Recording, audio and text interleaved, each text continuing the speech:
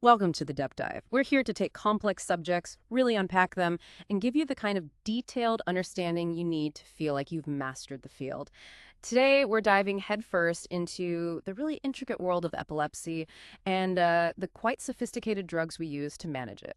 And this isn't just about a condition that affects millions of people around the globe. We're talking about something that causes everything from brief lapses in awareness to serious risks of physical harm. It profoundly impacts daily life, education, jobs, but it's also about understanding one of medicine's big challenges. Our current treatments, they're symptomatic. They're actually pretty good at stopping seizures, but they don't prevent epilepsy itself, and they don't offer a cure. So our mission today is to take you beyond just the surface level. We want to break down the complex mechanisms behind seizures and the drugs used to fight them so you can really grasp this field with the depth and nuance of an expert. Precisely.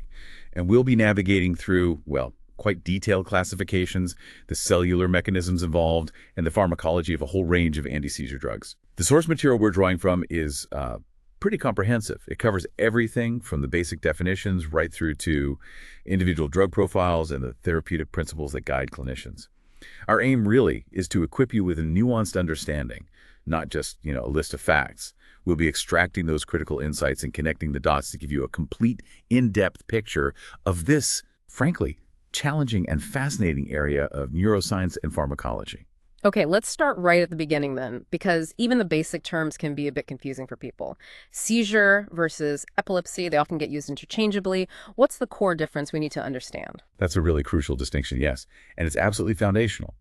A seizure, it comes from the Latin sacer, meaning to take possession of. It refers to a temporary change in behavior, and this change is caused by disordered, synchronous, and rhythmic firing of neurons in the brain. Now, here's the key bit. A seizure can be non-epileptic. That means it's provoked in a normal brain by some external factor, think electroshocks, certain drugs, maybe severe metabolic issues. Or it can be epileptic, which crucially means it happens without any clear, obvious provocation from those kinds of external factors. So an epileptic seizure is one that sort of arises spontaneously from within the brain's own activity without an immediate outside trigger. Exactly, an internal misfiring, if you like. And that distinction leads us straight to epilepsy. Epilepsy isn't the single event, it's the chronic brain disorder. It's characterized by the risk, the predisposition, to having these unpredictable, unprovoked seizures periodically. So the seizure is the event, the symptom. Epilepsy is the underlying condition. And this distinction immediately highlights a major limitation of our current drugs. The antiseizure drugs, or ASDs, we have inhibit the seizures, the symptoms, but it's actually uncertain if any of them prevent epileptogenesis. Epileptogenesis, that's the actual development of epilepsy. Precisely. The process where a normal brain becomes susceptible to seizures. Our current drugs don't necessarily stop that process. And for you, aiming for that expert understanding, that distinction is a major frontier in current research. That's a really powerful point. It's like, we're really good firefighters putting out the blazes, but we haven't quite figured out how to fireproof the building in the first place. Okay, so thinking about these fires, these seizures, they aren't all the same, are they? I know the classification system has been updated, which can add to the confusion. Can you walk us through how these electrical storms in the brain are categorized now? Absolutely. The classification has been refined to be more descriptive and accurate. What we used to call partial seizures are now termed focal seizures. These originate within networks limited to one hemisphere or even a specific part of a hemisphere. They're localized at the start. Generalized seizure still refers to those that seem to involve both hemispheres widely from the very beginning. And then, practically speaking, we have a category for seizures of unknown onset, when the beginning just isn't clear from the available information.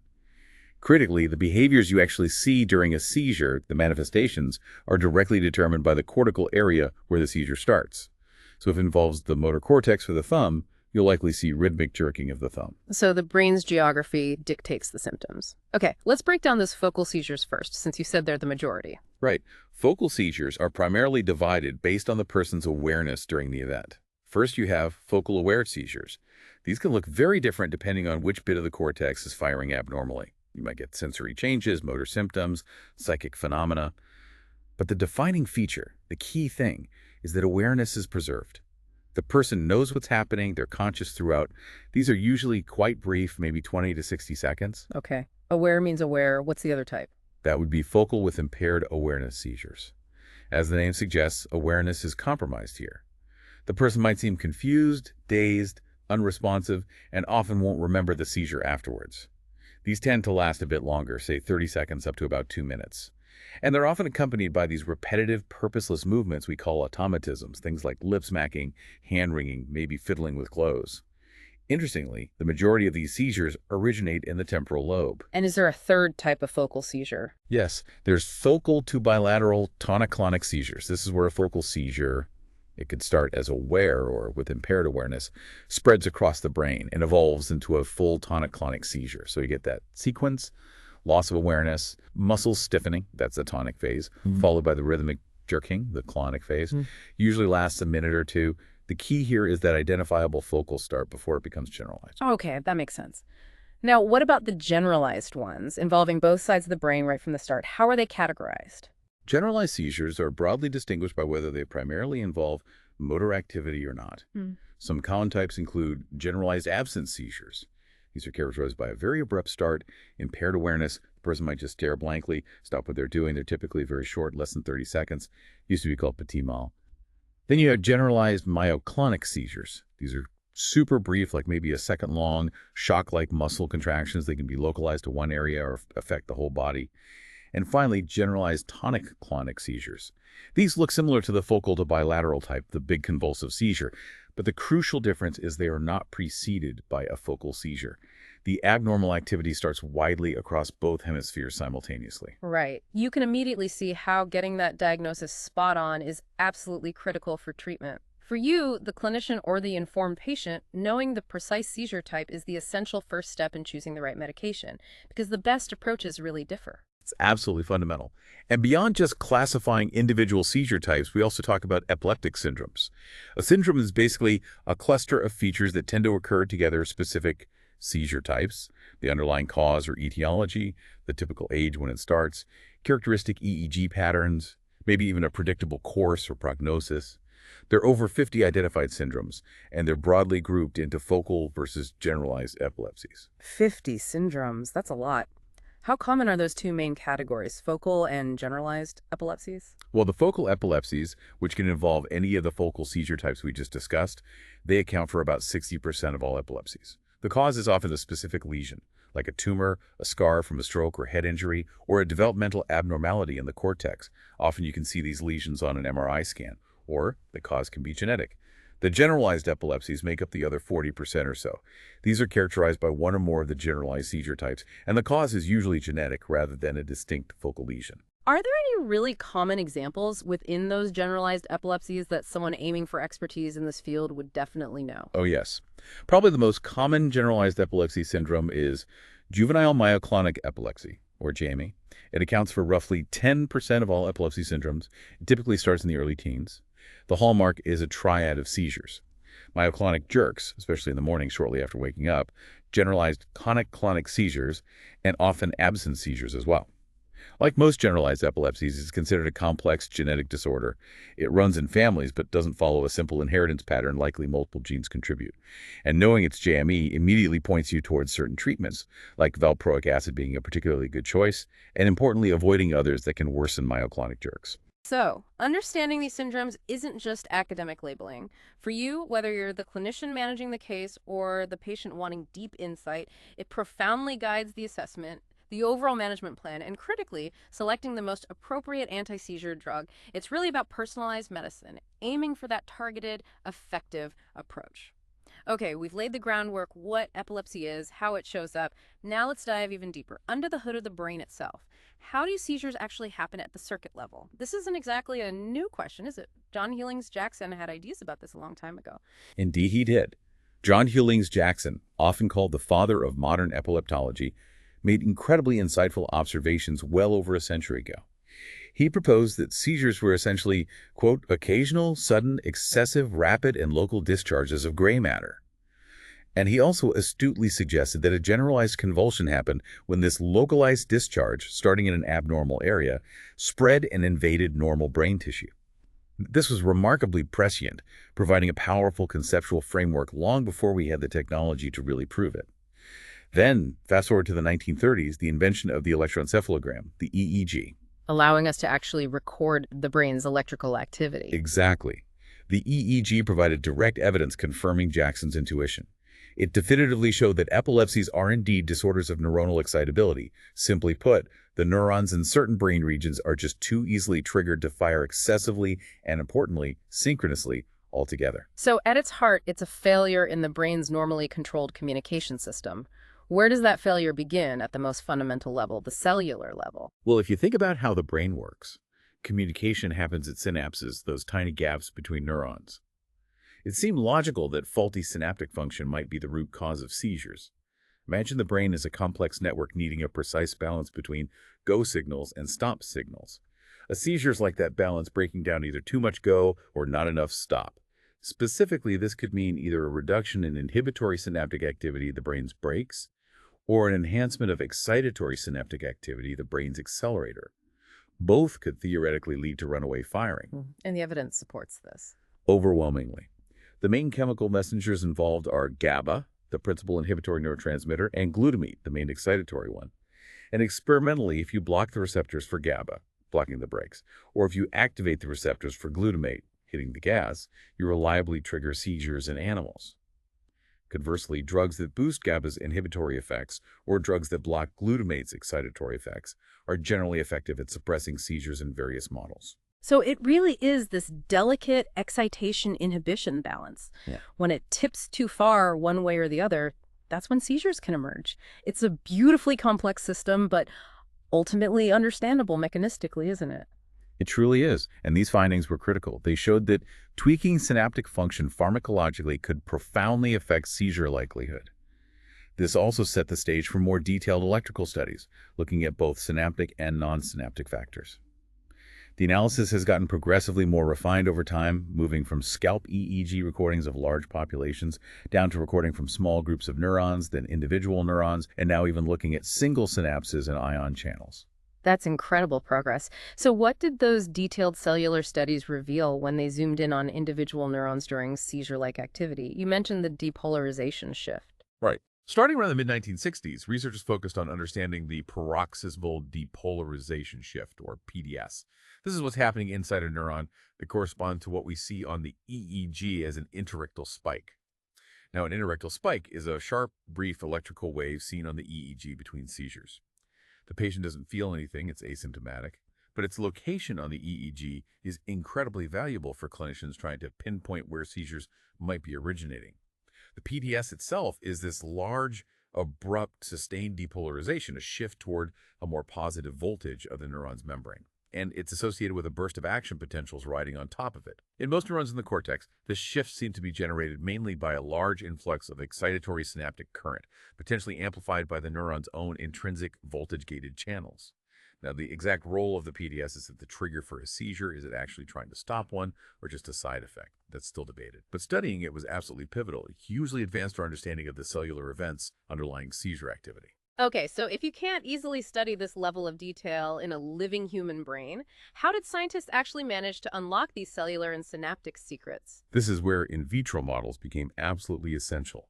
In the 1980s, scientists perfected techniques using isolated brain slices, often from the hippocampus, which is a common site for seizure origin. In these slices, a lot of the local synaptic circuitry remains intact. This allows for incredibly controlled experiments. You can actually induce seizure-like electrical events in the slice just by changing the ionic composition of the fluid bathing it, things like lowering calcium, removing magnesium, or increasing potassium. The beauty of these in vitro preps is the control and accessibility. They allowed researchers to definitively confirm just how critical synaptic function is. They showed that even fairly subtle changes, like maybe just a 20% reduction in GABAergic inhibition, could be enough to trigger epileptiform bursts. They also confirmed the crucial role of excitatory synapses. And these models helped identify other important factors too, things like the volume of the space around the neurons and the intrinsic electrical properties of the neurons themselves, like how their different voltage-gated ion channels, sodium, potassium, calcium, behave. This is where the science gets really cool, isn't it? Mm. Being able to recreate these complex events in a dish, essentially, to tease apart exactly what's going on. It's how we identify those potential targets for new drugs, giving you that deeper appreciation for the scientific process. Absolutely. Identifying these various synaptic and non-synaptic factors in vitro provided a whole menu of potential targets for drugs designed to regulate seizure susceptibility in vivo. But beyond understanding the seizure itself, a huge area of focus has been epileptogenesis, that insidious process where a normal brain gradually transforms into one that's prone to seizures. We know that many common types of focal epilepsy don't just appear overnight after a brain injury like a stroke, trauma, or infection. Yeah. Often there's a delay of months, sometimes even years. Right, which brings up that really critical but tough question for clinicians and researchers. What exactly is happening during that silent period after an injury that rewires the brain to become epileptic? And the million-dollar question, can we intervene during that window to stop epilepsy before it even starts? That's the ultimate goal, isn't it? Exactly. That is the holy grail, really true prophylaxis. As we said, currently we don't have any proven anti-epileptogenic agents. Our drugs treat the symptoms, the seizures, once epilepsy is established. But animal models have been absolutely crucial here, not just for studying the mechanisms of epileptogenesis, but also for discovering many of the effective anti-seizures drugs we use today. One very influential model is called kindling. Kindling, like starting a fire with small sparks. Seems fitting. It is a good analogy. In the kindling model, you apply periodic, very brief, low-intensity electrical pulses to a specific brain area, often in the limbic system, like the amygdala. Initially, this might only cause a brief electrical discharge on the EEG with no outward behavioral signs. But if you repeat these stimulations, say, once a day for several weeks, the resulting seizures gradually become longer, more intense, and spread further, eventually culminating in full-blown tonic-clonic convulsions. And the really striking thing is, once this state is established, the animal is permanently susceptible to seizures, even without any more stimulation. It demonstrates a lasting change in brain excitability. Are there other key models used to study this? Yes, another important class of models involves inducing status epilepticus, basically, prolonged, continuous seizures lasting for hours. This is usually done either with chemical convulsants like canic acid or pilocarpine, or with sustained electrical stimulation. After this initial intense seizure episode, there's typically a latent period lasting weeks or months where the animal seems normal, but then spontaneously it starts having recurrent seizures that has developed epilepsy. That sounds like a closer parallel to some human situations, maybe after a severe initial brain insult. Exactly. There's a quite compelling parallel here to human conditions. For instance, complicated febrile seizures in young children. Seizures associated with high fever that are prolonged or have focal features are known to sometimes precede the development of temporal lobe epilepsy years later, often associated with scarring in the hippocampus, called hippocampal sclerosis. Interestingly, unlike kindling, which causes relatively little neuronal damage, these status epilepticus models often do cause significant neuronal death, particularly in the hippocampus, mirroring the pathology seen in humans with severe temporal lobe epilepsy. So the huge challenges arising from these models are what molecular and cellular changes are happening during that latent period, and can we find an agent that targets those changes to prevent the epilepsy from ever emerging? That remains the ultimate therapeutic goal. Okay, so we've dissected the nature of seizures and how a brain can become epileptic. Let's pivot now to the tools we actually use to manage the condition, the anti-seizure drugs or ASDs. Can you give us a sense of how our arsenal of these vital medication has evolved? It helps to have that historical perspective, you know? The history is quite revealing, actually. It shows the progression from serendipity to systematic science. The very first drug used clinically with any success against epilepsy was bromide, way back in the late 19th century. Then, a significant step came in the 1930s with phenobarbital. It was the first synthetic organic drug found to have reliable anti-seizure activity. It was a big deal, but it had limitations good for tonic-clonic and focal seizures, but not helpful for absent seizures, and quite sedating. And then came a really pivotal moment, right, with Merritt and Putnam and the discovery of phenytoin. Yes, that was a genuine breakthrough that changed everything. In the late 1930s, Merritt and Putnam developed a systematic approach. They used an electroshock seizure test in animals specifically to screen chemicals for anti-seizure potential. And through this rigorous screening, they discovered diphenylhydantoin, which we now call phenytoin. The key finding was that phenytoin could suppress the electroshock seizures without causing the heavy sedation seen with phenobarbital. That was revolutionary. And the test they used, the maximal electroshock test, MES test, is still incredibly valuable. Drugs that are effective in the MES test generally turn out to be effective against focal and generalized tonic-clonic seizures in humans. Around the same time, another test using the chemical convulsant phenylenetrazole, BTZ, proved useful for identifying drugs effective against myoclonic and absent seizures. These preclinical screening tests, along with many more sophisticated models developed since, remain absolutely critical for discovering and developing new ASDs. Gives you a real appreciation for the science behind the drugs. It's amazing that those early tests are still so relevant. After those foundational discoveries, did the chemical variety of drugs expand? It did, but it took some time. For a while, many of the new drugs introduced before about 1965 were chemically related to phenobarbital hydantoins, succinamides, and so on. But then, between 1965 and 1990, we saw the introduction of truly distinct chemical classes, the benzodiazepines, like diazepam, carbamazepine, and imidazolpine, and valproic acid, a branched-chain fatty acid. And then, particularly after the 1990s, there was a real explosion of new agents, often called the second generation, or newer ASDs, drugs like lamotrigine, gabapentin, topiramate, tiagabine, levetiracetam, and many others since. A major catalyst for this progress was the Epilepsy Therapy Screening Project, run by the NIH. It really incentivized and facilitated the development pipeline, fostering collaboration between academia, industry, and government. So we now have this quite large and diverse toolkit of drugs. What would the ideal anti-seizure drug look like, and how does that compare to the reality that clinicians and patients actually face? Well, the dream, the ideal ASD, would be a single agent that completely suppresses all types of seizures in every patient, without causing any unwanted side effects, and maybe even prevents epilepsy from developing in the first place. Unfortunately, the reality is still quite far from that ideal. Despite all the progress, current drugs still fail to achieve complete seizure control in roughly 1/3 of patients. That's a huge unmet need. And furthermore, these drugs frequently cause adverse effects. These can range from relatively mild central nervous system effects like drowsiness or dizziness to, in rare cases, truly life-threatening problems like severe skin reactions, aplastic anemia, or liver failure. There's also that important FDA warning from 2009 about a potential increased risk of suicidal thoughts or actions associated with all ASDs. Although it's worth noting some more recent analyses, particularly looking at drugs approved after 2008, suggest... So for you, the clinician trying to manage this or the patient living with it really is always a delicate balancing act, isn't it? Trying to get the best seizure control possible while minimizing their significant potential downsides. It sounds like an art as much as a science. It absolutely is. Yeah. The core task for the clinician is to select the drug or combination of drugs that provides the best seizure control for that individual patient with a side effect profile that that patient finds acceptable. The good news is we can achieve complete seizure control in up to 50% of patients, and another 25% experience a significant reduction in seizure frequency. Success rates do vary, of course, depending on the seizure type, the underlying cause, and individual factors. And what's the usual strategy when starting treatment? Do you typically begin with one drug or jump to combinations if it looks like a difficult case? The standard approach, the general rule, is always to start with a single drug monotherapy. This minimizes the risk of side effects and simplifies treatment. The only real exception is in emergency situations like status epilepticus. You typically start with a low dose to let the body adjust and then gradually increase it until you reach a dose that's effective or until side effects become limiting.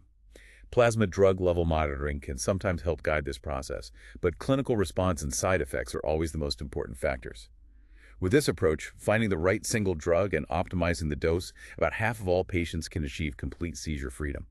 Okay, but what happens if that first drug, even at the best possible dose, doesn't fully control the seizures? Right.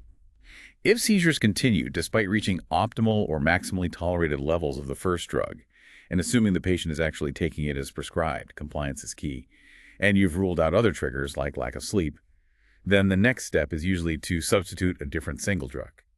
You typically slowly taper off the first drug while gradually introducing the second. For focal seizures, given the variety of mechanisms available now, you'd ideally choose a second drug with a different primary mechanism of action than the first. Studies suggest that among patients who don't respond to the first drug, maybe another 14% or so can achieve seizure freedom with a second or third drug tried as monotherapy. So the goal is always simplicity with monotherapy first. But if that fails, you strategically switch, trying different tools before resorting to combinations. Exactly. Combination therapy, using 2 or more ASDs simultaneously, is generally reserved for patients who have failed adequate trials of at least 2 different single drugs. It's a significant step because polytherapy often increases the risk of side effects and drug interactions, and most patients actually do better overall on monotherapy if it can be achieved. However, for some people with particularly resistant epilepsy or those who have multiple different seizure types, combination therapy is unfortunately necessary. While there's no single magic formula for combining drugs, a rational approach involves choosing drugs with different mechanisms, say a sodium channel blocker plus a GABA enhancer. And you really have to pay close attention to the side effect profiles of both drugs and, critically, the potential for drug interactions. Many ASDs, especially older ones, can significantly affect liver enzymes, altering the metabolism of themselves and other medications the patient might be taking. Beyond just selecting the right drugs, what other factors are crucial for successful long-term management? What role does the patient play in this? The patient's role is absolutely central. Vigilant monitoring and active participation are key. Keeping a detailed seizure diary or calendar, noting when seizures occur, what they were like, any potential triggers, is incredibly helpful for tracking response to treatment. Frequent follow-up visits with the physician are needed initially, especially to monitor for potential side effects, like changes in blood counts or liver function with certain drugs. Long-term follow-up with neurological exams and maybe occasional EEGs or brain scans helps assess the overall course of the condition.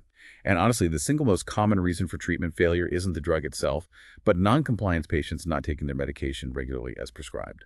You really are a partner in your own care here. Your vigilance and adherence seem just as critical as the medication itself. That's a powerful message for anyone managing epilepsy. It truly is. And technology is helping too. We're seeing advances in genetic testing, for instance.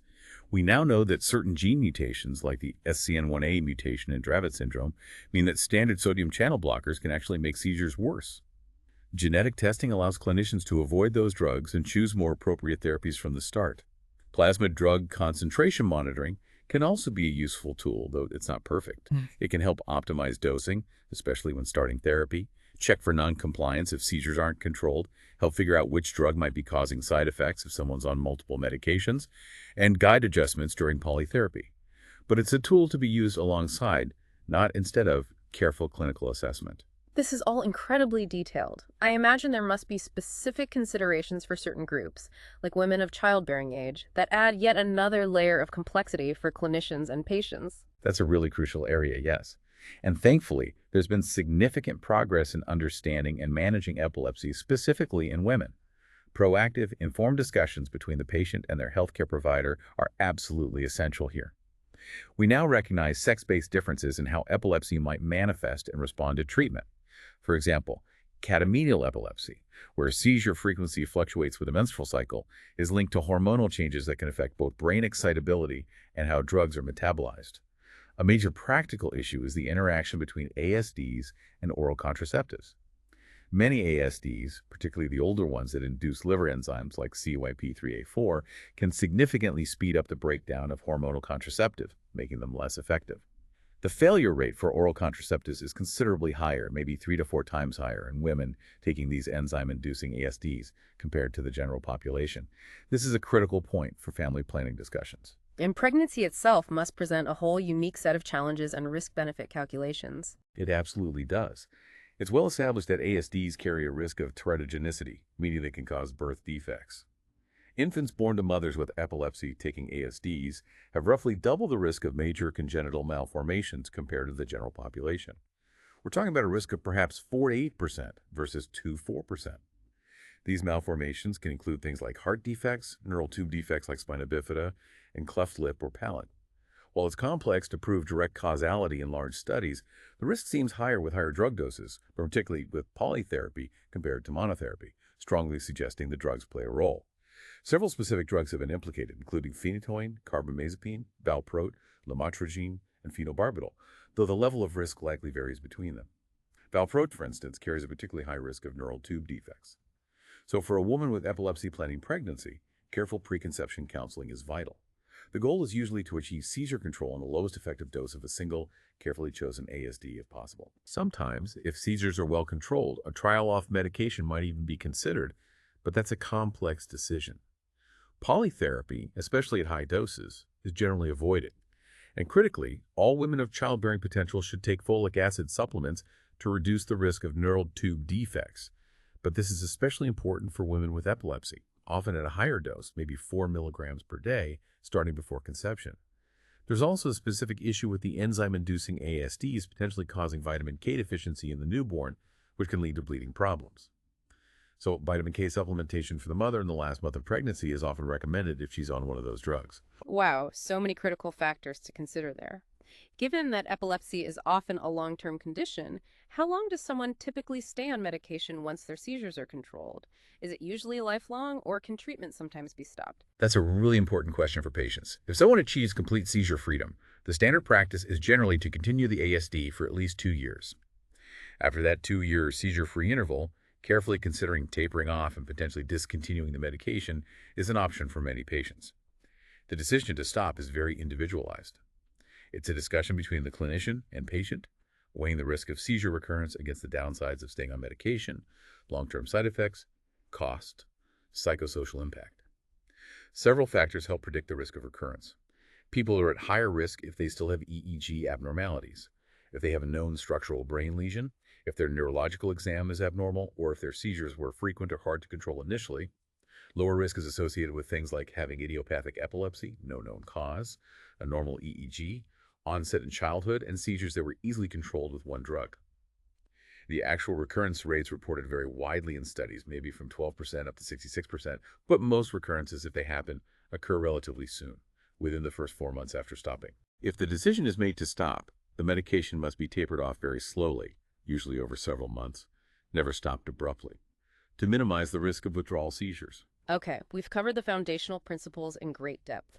Let's quickly touch on some specific drug choices for different situations, the kind of knowledge crucial for mastery. What are the go-to options and key considerations for the most common types? Focal and focal to bilateral tonic-clonic seizures. Right. For focal and focal to bilateral tonic-clonic seizures, landmark studies like the big VA cooperative study by Matson and colleagues back in 1985 found that carbamazepine and phenytoin were generally the most effective of the older drugs. Phenobarbital and valproic acid were also shown to be efficacious. When considering these older agents for newly diagnosed patients today, a key factor is that phenytoin, carbamazepine, and phenobarbital are all potent inducers of hepatic cytochrome P450 enzymes. As we've discussed, this complicates therapy. It can accelerate the metabolism of other drugs, including other ASDs, and critically reduce the effectiveness of things like oral contraceptives or warfarin. The newer generation ASDs often have advantages in terms of fewer drug interactions and sometimes better tolerability profiles, though they usually come at a higher cost, and for the very newest ones, less extensive long-term clinical experience. Current guidelines from bodies like the American Academy of Neurology and the American Epilepsy Society support several newer agents like lamotrigine, levetiracetam, oxcarbazepine, topiramate, and zonisamide as appropriate first-line options for newly diagnosed focal epilepsy, alongside the established older drugs. And what about generalized absence seizures, those brief staring spells, which have a very different brain signature? For typical generalized absence seizures, ethosuximide and valproic acid are considered equally effective first-line choices. Studies show both can achieve seizure freedom in 50–75% of newly diagnosed patients. Ethosuximide is often preferred if absence seizures are the only type the patient experiences, as it has a narrower spectrum of action and potentially fewer side effects than valproate. However, if the patient also has generalized tonic-clonic seizures or develops them later, which is common in syndromes like juvenile myoclonic epilepsy, then valproate becomes the drug of choice because it covers both seizure types effectively, whereas ethosuximide does not control tonic-clonic seizures. Lamotrigine is also recognized as effective for absence seizures, often used as an alternative. What's the preferred approach for myoclonic seizures, those quick muscle jerks? Valproic acid is generally considered the mainstay, the drug of choice for myoclonic seizures. This is particularly true in syndromes like JME, where myoclonic, tonic-clonic, and sometimes absent seizures coexist. Valproate's broad spectrum is ideal here. Levetiracetam has also proven very effective as an adjunctive therapy for myoclonic seizures, especially when they are refractory to other treatments, providing another valuable option.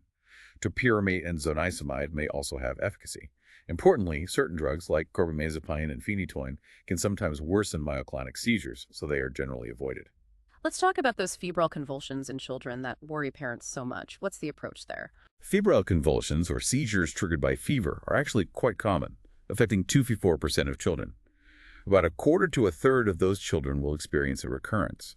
Now, the key thing for parents and clinicians to understand is that the vast majority of children with simple febrile convulsions do not go on to develop epilepsy later in life. The risk is only slightly increased, maybe 2–3% develop epilepsy, compared to about 1% in the general population. The risk of later epilepsy is higher if certain factors are present. a pre-existing neurological issue or developmental delay, a strong family history of epilepsy, or if the febrile seizure was complex, meaning it lasted over 15 minutes, was focal, one-sided, or occurred more than once in 24 hours. If all those risk factors are present, the risk might climb to around 10%. So given that slightly increased risk, particularly in complex cases, should these children be put on daily anti-seizure medication preventatively? Generally, no. Chronic, daily ASD therapy, like with phenobarbital or valproate, is not recommended simply to prevent future epilepsy in children who've had febrile convulsions. The evidence that this actually reduces the long-term risk of developing epilepsy is uncertain, and the potential side effects of daily medication in young children are significant. However, for children who have frequent recurrent febrile seizures, intermittent treatment at the time of fever with rectal diazepam or potentially oral benzodiazepines can be effective in preventing the seizure during that specific febrile illness without the need for continuous medication. What about seizures in very young children dealing with particularly severe and challenging conditions like infantile spasms or Lennox-Gastaut syndrome? Right, these are very difficult epilepsies. Infantile spasms, which often occur in clusters and are associated with a highly abnormal EEG pattern called hypsarrhythmia, are notoriously resistant to standard ASDs. First-line treatments often involve hormonal therapies like ACTH, corticotropin, or high-dose oral glucocorticoids. Vigabatrin is another key treatment found to be particularly effective for spasms caused by tuberous sclerosis complex, but its use is restricted due to that risk of permanent vision loss we discussed. Ganaxolone is a newer option approved specifically for certain types. Lennox-Gastaut syndrome, LGS, is another severe childhood-onset epilepsy characterized by multiple seizure types, often tonic-atonic drop attacks and atypical absence, cognitive impairment, and a slow spike and wave pattern on EEG. It's also very difficult to treat.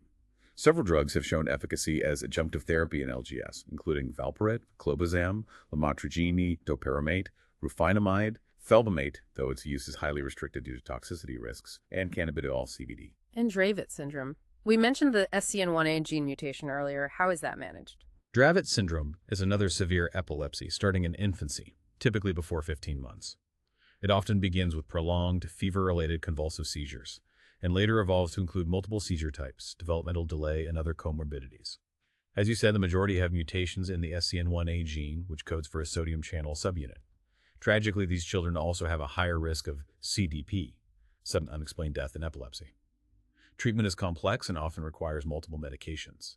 Drugs commonly used include valproic acid, clobazam, topiramate, stiripentol, often used in combination with clobazam and valproate, cannabidiol, and fenfluramine, approved specifically for Dravet but with cardiac monitoring requirements. Critically, and this is vital knowledge for anyone managing these patients, conventional sodium channel blockers like carbamazepine, oxcarbazepine, lamotrigine, and phenytoin are generally contraindicated in Dravet syndrome, as they can paradoxically worsen seizures due to the specific underlying channel dysfunction. Finally, let's address the most acute situation, status epilepticus, a seizure that doesn't stop. What's the approach in this neurological emergency where every second counts? Status epilepticus is defined traditionally as a seizure lasting longer than 30 minutes, or multiple seizures without recovery in between, though clinically we intervene much sooner now. Often after 5 minutes of continuous seizure is a true medical emergency. Mortality rates are significant, around 20% in adults. The absolute priority is to stop the seizure activity, both clinically and electrically, as quickly as possible. The longer status epilepticus goes on untreated, the harder it becomes to stop, and the greater the risk of irreversible brain injury. Management requires a clear, predefined protocol, prompt administration of adequate doses of medication, and careful attention to maintaining the patient's airway, breathing, circulation, and correcting any underlying metabolic issues. Initial treatment almost always involves a fast-acting intravenous benzodiazepine. Lorazepam is often preferred due to its relatively longer duration of action in the brain compared to diazepam. Midazolam, especially given intramuscularly, is increasingly used, particularly in prehospital settings, as studies like the Rampart trial showed it was as effective as imiped lorazepam, but easier and faster to administer. Following the initial benzodiazepine, a longer-acting ASD is typically given to prevent seizure recurrence. Common choices include fosphenytoin, a prodrug of phenytoin, phenytoin itself, valproic acid, levetiracetam, or sometimes phenobarbital. If seizures continue despite these first and second-line treatments, refractory status epilepticus, the patient usually requires admission to an ICU for continuous EEG monitoring and treatment with anesthetic infusions such as midazolam, propofol, or Wow. What an incredibly comprehensive journey. We've gone from the very definition of epilepsy and how seizures are classified, through the intricate workings of neurons and synapses during a seizure, all the way to a really deep dive into how dozens of different anti-seizure drugs work, their specific uses, side effects, interactions, and how they're strategically applied in a personalized way. It's absolutely clear that managing epilepsy is a complex challenge demanding detailed, nuanced knowledge for true mastery. It is complex, absolutely. But what's really striking, I think, is the progress that's been made. From those early insights by Jackson to understanding the excitation-inhibition balance to developing drugs that target specific ion channels or neurotransmitter systems, it's quite remarkable. And having this informed understanding, knowing how these drugs work, why one might be chosen over another, the potential pitfalls, is incredibly empowering. It empowers clinicians to make the best choices, and it empowers patients to be active partners in managing their condition, navigating that crucial balance between controlling seizures and managing side effects. For you, aiming for that expert level, really grasping the mechanisms and the clinical nuances of each option is the core of it. That brings up a really important point, though. The journey isn't over, is it? We're still largely managing symptoms. The push towards finding ways to prevent or even cure epilepsy continues. We've covered so much ground today, but as you reflect on all this information, what's the next frontier? What could be the impact of targeting, say, glial cells, the brain support cells, which we didn't even get into much today, or truly leveraging genetic insights not just for diagnosis, but for prevention? The field is clearly dynamic. Absolutely. That's where the excitement lies for the future. The ongoing research into the fundamental genetic causes, the molecular pathways involved in epileptogenesis, how that normal brain becomes epileptic after an injury or due to a genetic predisposition, that's where the hope lies for truly transformative therapies. Can we identify targets within those pathways to develop genuinely anti-epileptogenic drugs? Can we develop even more personalized therapies based on an individual's genetic profile or specific disease mechanism? How do we finally help that 1/3 of patients who still don't achieve adequate seizure control with current options? Those are the critical questions driving the field forward. It's about moving beyond just stopping the fire to actually fireproofing the building, as you put it earlier. A perfect place to leave it. Thank you for taking us on such a deep and insightful dive today. My pleasure. It's a fascinating and vitally important area. And thank you for joining us on the deep dive.